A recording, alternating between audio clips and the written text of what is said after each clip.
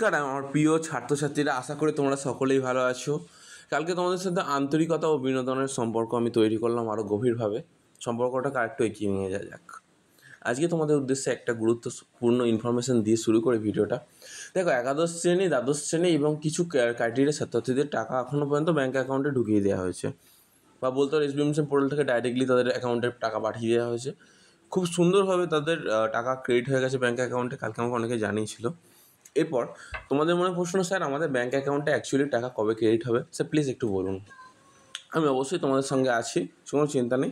আমি তোমাদের বলছি, তোমাদের লাস্টে বলছি, অসুবিধা নেই। কিন্তু মন দিয়ে আগে কিছু জিনিস শোনো, তারপরে আমি তোমাদের বলছি সব কিছু।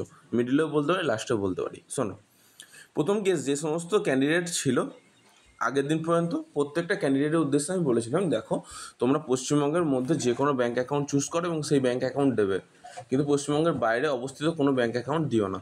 একাদশ শ্রেণী, দ্বাদশ শ্রেণীর ছাত্রছাত্রীদের জন্য ছিল এই কথাটা বলছিল এসবিএমসি পোর্টাল। বাট এটা এসবিএমসি পোর্টাল শুধুমাত্র একাদশ শ্রেণী, দ্বাদশ শ্রেণীর ছাত্রছাত্রীদের জন্য নয়, সমগ্র ছাত্রছাত্রীদের জন্য এটা হয়ে যাবে। আমি এটাই বলে রাখলাম।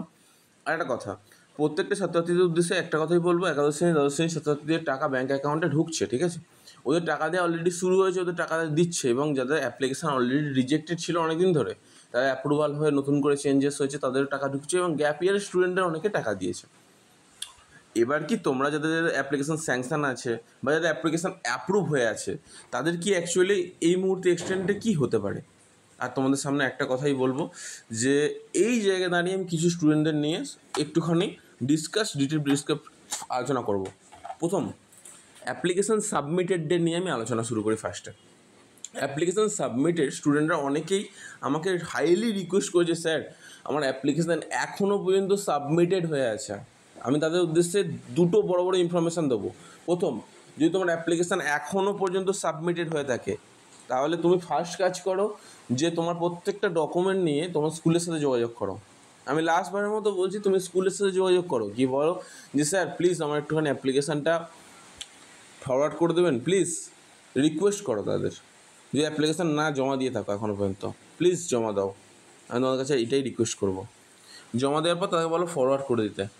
ফরওয়ার্ড করে দিল, মিটে গেল ঝামেলা। এরপর তোমার একটাই কাজ, অপেক্ষা করা।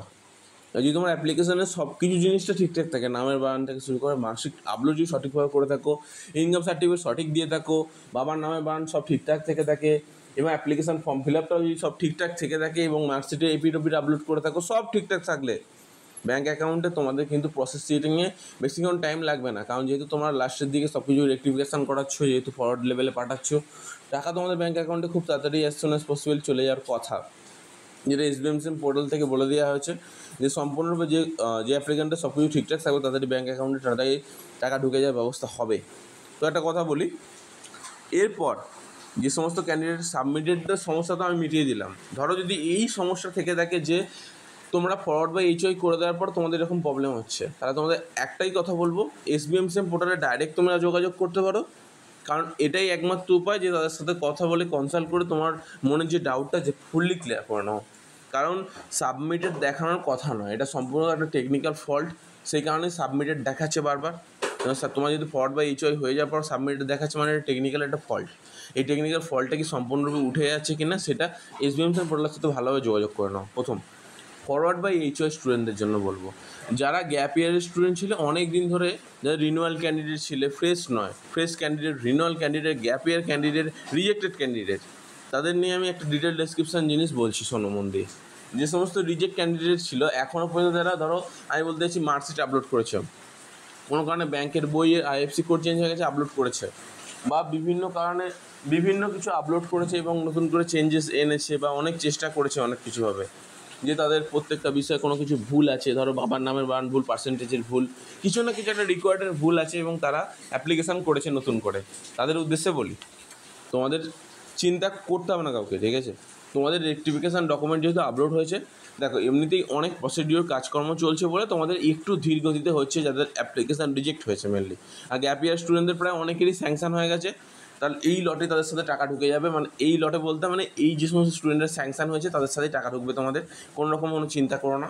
এরপর রিনিউয়াল ক্যান্ডিডেটদের একই কথা বলি, কোনো রকম কোনো চিন্তা করছো মানে তোমরা যেহেতু সম্পূর্ণরূপে টাকা পাওয়ার জন্য এলিজিবল হয়ে গেছো, আস্তে আস্তে এগিয়ে যাচ্ছে প্রসেসটা সুন্দরভাবে, অনেকজনের স্টুডেন্ট এগিয়ে গেছে।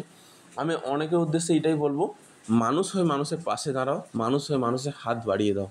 ভালোবাসা ছাড়াই পৃথিবীতে কোনো জিনিসই কিচ্ছু রাখে না। টাকা পয়সা তো তোমাদের কাছে আসবে যাবে, যখন শ্মশান বা চিতাতে, এই জীবনের শেষ ঠিকানা হচ্ছে শ্মশান।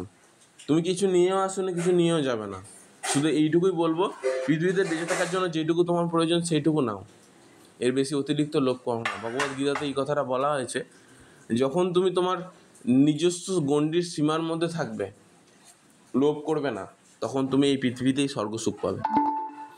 ঠিক আছে, আর একটা কথা বলি, প্রত্যেকটা ছাত্রছাত্রীদের বলবো, ছাত্রছাত্রীরা তোমরা তোমাদের পাশে, ছোটো ছোটো ভাই বোনদের পাশে এসে দাঁড়িয়েও, যেভাবে আমি তোমাদের পাশে এসে দাঁড়িয়েছি, তোমরাও কারো না কারো পাশে এসে দাঁড়িয়েও।